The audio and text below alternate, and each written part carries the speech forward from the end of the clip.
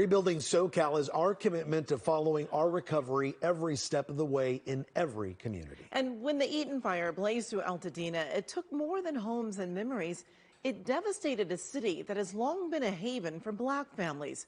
Our Pat Harvey sharing some of the stories of its significance.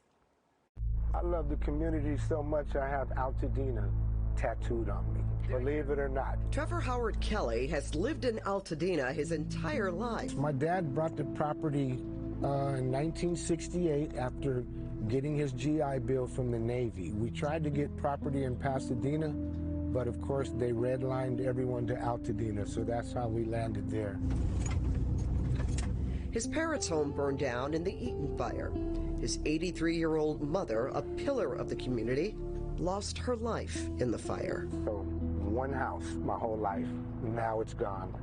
And my beautiful mother is gone. The Kellys were among the many Black families who moved to Altadena because it was one of the few communities where minorities could get a housing loan.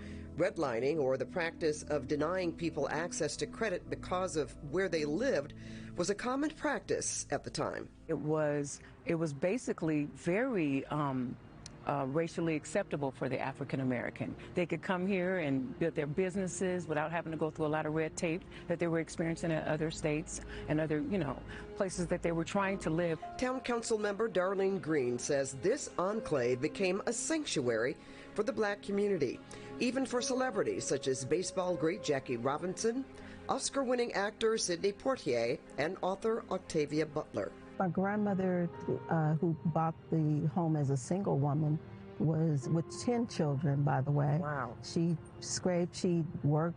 Trevor's wife, Kimberly Kelly, says Altadena also offered her family a piece of the American dream. All of her grandchildren, there's probably like 30 of us, all were raised and have memories, were close, became close, remained close because of that home.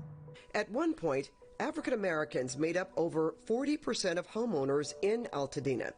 Today, of the 18% of Black residents in the city, 81% own homes, almost double the national rate. We have a lot of blue-collar and white-collar workers, but everybody treats everybody the same here, which makes it special. It's community. Community with a capital C. These homes were intended to be passed down to loved ones, providing a step toward generational wealth. He bought that home so when my mom and dad passed, they would leave it to my sister and I, and my sister has no kids, so I would leave it to my kids who has kids. So we were going to keep it going.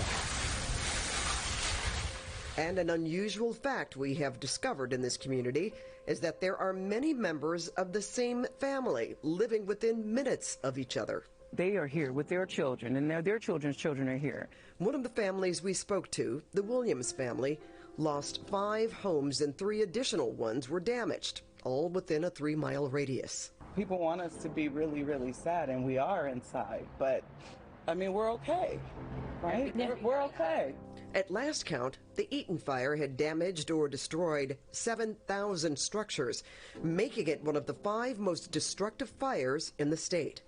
About 20% of residents affected by the Eaton fire are Black. But for those residents, the biggest fear is not the rebuilding, but who will be able to come back. My biggest fear is not gentrification, but colonization. Meaning? Meaning, you come and gentrify the neighborhood, you're going to make it beautiful. But when you come to colonize, you're going to replace those who worked so hard and were resilient and were redlined up here. You will replace them with your capitalistic selves. According to Green, the town council has already begun having conversations around this growing fear. I'd like to make sure that the people representing us advocate for the people that have been here, grandmothers and generations that have been here and built their homes, that they don't let land developers come in here and price us out. So this is a historical gem. Absolutely. For sure. For sure. And we hope that it stays that way. Thank you, Pat. And you know, Pat, I don't think a lot of people knew about the fact that the Black community was so strong in Altadena until we started, covering these stories. There's no question about that one. I will admit myself, I had visited Pasadena many years ago, and for Altadena, and I really didn't realize the depth of the history of that city when it comes to primarily black families. I mean, that was one of the first communities to sell homes to black families. So I spoke with more families, Juan and Amy. I just wanted to be there to experience what was happening. I've done a story on Palisades coming as well, but for this particular issue here, it is all about the rebuild. And as they stated, they're worried about being priced out. They want to build back their homes. They know that there will probably be some high-density building, but they want to make sure that their properties are restored and they can afford to live there.